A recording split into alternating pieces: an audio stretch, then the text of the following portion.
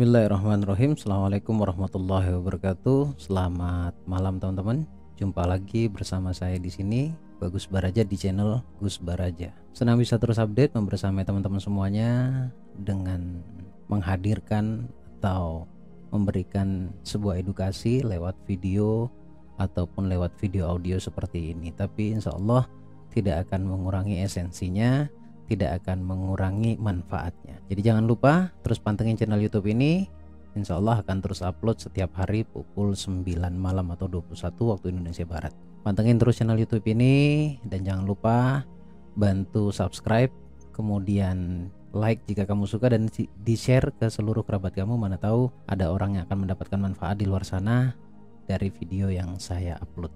Terima kasih sekali lagi. Kita saling mendoakan. Saya doakan Anda semuanya Allah berikan keberlimpahan, kesehatan, kelancaran, kemudahan, serta rezeki yang melimpah. Amin ya rabbal alamin. Baik teman-teman, kali ini saya akan bahas tentang cara kerja pikiran bawah sadar menarik semua yang kamu inginkan dengan keilmuan The Law of Attraction. Saya pernah sampaikan bahwa berbicara tentang The Law of Attraction adalah bicara tentang konsep bawah sadar, bicara tentang hipnoterapi. Nah, malam ini saya akan berikan pemahaman tentang bawah sadar itu sendiri, bagaimana cara kerjanya dan bagaimana caranya agar kita bisa menarik apa yang kita inginkan.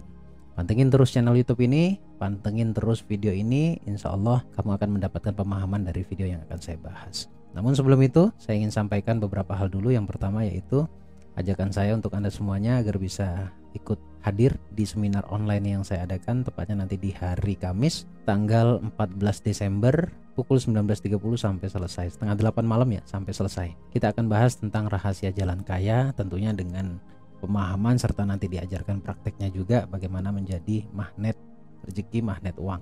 Untuk pendaftarannya langsung hubungi nomor WA-nya Mbak Putri, tertera di layar monitor Anda saat ini, atau klik link yang ada di deskripsi. Nanti juga akan sekaligus live streaming di YouTube ya. Itu yang pertama. Kemudian yang kedua, seminar offline saya adakan kembali di Jakarta ya, di Jakarta Selatan tepatnya. Dan kali ini akan membahas sebuah tema yaitu spiritual The Law of Attraction. Di sana akan banyak banget yang bisa kamu dapatkan. Tentunya akan mendapatkan hipnoterapi langsung dari saya. Kemudian di sana kamu akan mendapatkan pemahaman ya, bagaimana caranya menarik apa yang diinginkan secara sengaja, tentunya dengan konsep keilmuannya. Manfaatkan kesempatan ini, segera daftarkan diri Anda, dan untuk pendaftarannya langsung hubungi nomor WA-nya Mas Roni atau Mbak Putri yang tertera di layar monitor atau klik link yang ada di deskripsi. Baik teman-teman, kita persingkat saja agar pemahamannya bisa segera kamu dapatkan. Baik, cara kerja pikiran bawah sadar menarik semua yang kamu inginkan atau menarik semua yang Anda inginkan dengan keilmuan The Law of Attraction atau hukum tarik menarik ya. Baik, perlu Anda ketahui bahwa pikiran bawah sadar bekerja secara otomatis dan sistematis juga menarik apapun ke dalam kehidupan manusia, baik atau buruk. Ini kadang kita tidak menyadari ya, karena bawah sadar itu bekerja secara otomatis. Kadang-kadang lain yang diharapkan, lain pula yang hadir, lain yang didoakan, lain pula yang terkabul. Mestinya ketika terjadi seperti itu, timbullah sebuah pertanyaan, mengapa itu terjadi? Agar pertanyaan tersebut terjawab, saya akan berikan pemahaman sederhananya ya. The Law of Attraction itu bekerja berdasarkan apa saja yang paling sering dipikirkan secara berulang oleh pikiran bawah sadar. Sekali lagi, difikirkan berulang, maka bekerjalah Law of Attraction. Sesimpel itu, ya sesimpel itu. Dari sekian banyaknya komponen yang Anda pahami, Anda tonton di channel YouTube, Anda mengikuti seminar, ada afirmasi, ada self talk, ada visualisasi dan lain sebagainya, komponen pendukung LOA agar terwujud realisasi, itu pada akhirnya akan bicara tentang bawah sadar. Nah, pikiran bawah sadar adalah ruang data, ruang penyimpanan, di mana yang disimpan adalah memori kejadian di masa lalu. Nah, sesuatu yang difikirkan berulang itu sangat memiliki kekuatan, dan dari kekuatan tersebut akan menarik kejadian hadir dalam kehidupan kita sesuai dengan apa yang kita pikirkan. Jadi itulah mengapa diyakini bahwa sebuah doa ya dikabulkan oleh Allah. Semua doa itu dikabulkan oleh Allah karena sesuai dengan apa yang selalu kita pikirkan oleh bawah sadar kita. Jadi ketika kita berpikir sesuatu secara berulang, maka sejatinya itulah yang kita harapkan, itulah yang kita jadikan doa. Jadi segimanapun Anda menolak nilai keburukan, kejadian keburukan yang tidak mengenakan dalam kehidupan kita jika itu terjadi, itu berarti kita pernah memikirkannya berulang. Bahkan saat satu kejadian yang tidak baik itu hadir dalam kehidupan kita, itu pun karena atau sedang kita pikirkan dan jelas menggunakan perasaan, karena memang identik ya. Yang namanya manusia itu lebih mudah merasakan hal negatif daripada hal-hal yang positif. Ya, tidak semua memang, tapi secara mayoritas ya, kebanyakan orang akan berpikir seperti itu. Lebih mudah menggunakan atau menggunakan perasaan untuk hal-hal yang negatif daripada hal yang positif. Nah, ini pun ada pemicunya. Pemicunya apa? Tadi itu yang saya katakan, bahwa pemicunya adalah karena kita memiliki data yang komplit banget tentang kesedihan. Jadi kita mudah mengaksesnya dengan perasaan. Jadi finalnya, kalau misalkan Anda punya pertanyaan, mengapa hidup saya selalu sulit? Mengapa hidup saya selalu dalam keadaan yang sial dan lain sebagainya? Ya karena Anda memikirkannya berulang, dan itu Allah kabulkan. Jadi jangan beranggapan bahwa Allah tidak Allah tidak mengabulkan doa saya. Enggak, semua doa dikabulkan. Kenapa Allah harus mengabulkan doa yang buruk saja? Ya Allah hanya ingin menepati janji bahwa aku bagaimana sangka hambaku, kan begitu. Allah pernah mengatakan demikian. Jadi baik dan buruk hidup kita selaku manusia itu kita yang menentukan.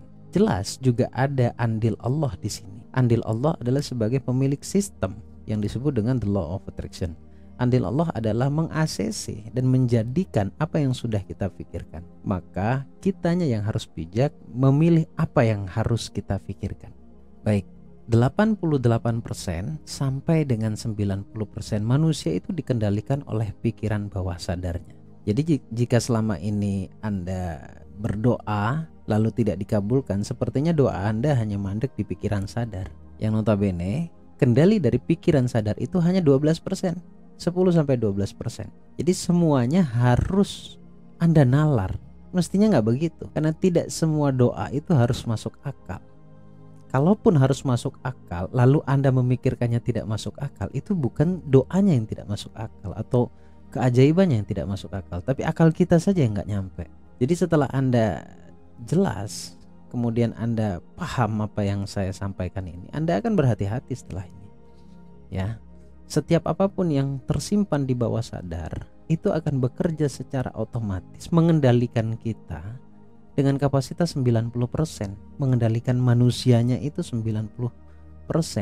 Maka sering saya sampaikan di khalayak ramai ataupun secara privat, baik itu online maupun offline, saya selalu menyampaikan bahwa kita itu harus benar-benar bisa menjaga apa yang ada di dalam bawah sadar kita. Maka kendalikan itu, dan harus sadar secara keilmuan, harus sadar secara kesadaran pula bahwa setiap yang ada di benak kita itu berpotensi terjadi.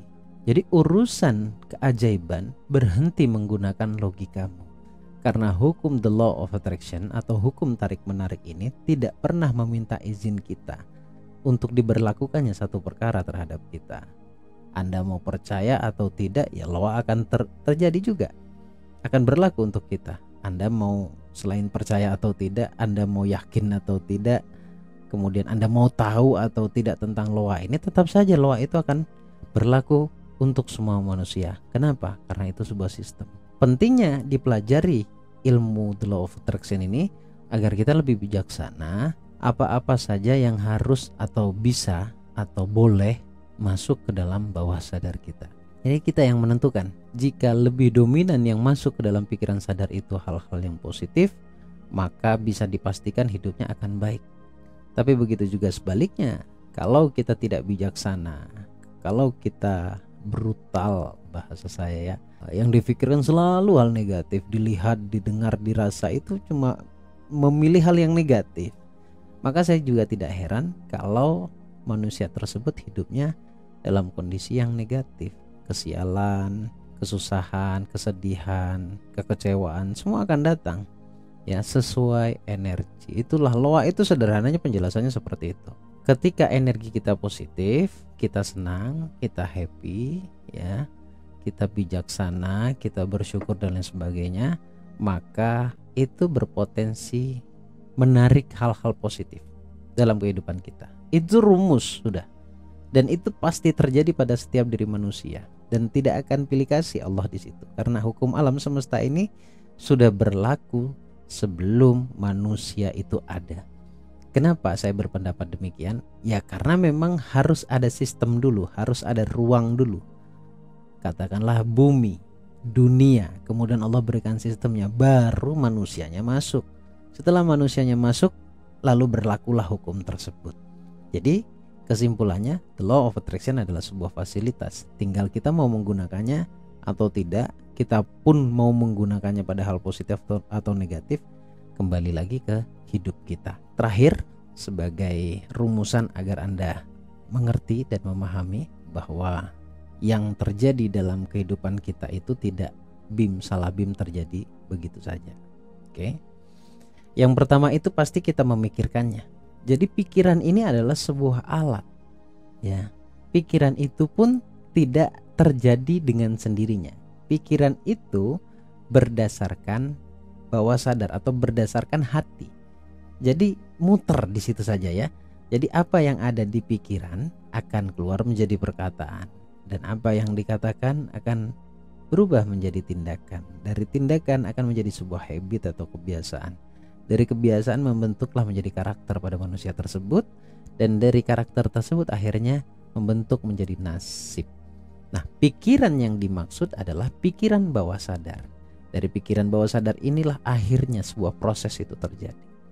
Maka nasib kita hari ini bukanlah sebuah proses yang bim salah bim ada begitu saja, tapi karena sebuah rancangan, karena sebuah keputusan yang kita ambil. Maka rumus ini setelah Anda ketahui, mulailah bijaksana dalam memikirkan sesuatu, mulailah bijaksana untuk memutuskan Anda harus berpikir tentang apa. Karena baik atau tidak hidup Anda di masa yang akan datang itu kembali kepada diri Anda masing-masing. Terima kasih teman-teman, semoga bermanfaat. Namun sebelum saya tutup, sekali lagi saya ingin informasikan ke Anda semuanya, segera hadiri dan daftarkan diri Anda untuk seminar online yang saya adakan setiap hari Kamis, yang kebetulan nanti tanggal 14 juga masih diadakan, ya, dengan tema rahasia jalan kaya dengan konsep magnet uang. Manfaatkan kesempatan ini, segera daftarkan diri kamu, dan untuk pendaftarannya langsung hubungi nomor WA-nya Mbak Putri, ada di layar monitor saat ini atau klik link yang ada di deskripsi. Kemudian yang offline di Jakarta Selatan tanggal 14 Januari dengan tema Spiritual The Law of Attraction, dan banyak hal yang akan Anda dapatkan di sana. Sekali lagi di Jakarta Selatan. Segera daftarkan diri kamu. Untuk pendaftarannya langsung hubungi nomor WA-nya Mas Roni atau Mbak Putri tertera di layar monitor. Terima kasih teman-teman. Sampai jumpa di video berikutnya. Al-Fakir, Bagus Baraja. Assalamualaikum warahmatullahi wabarakatuh. Allahumma sholli ala sayyidina Muhammad.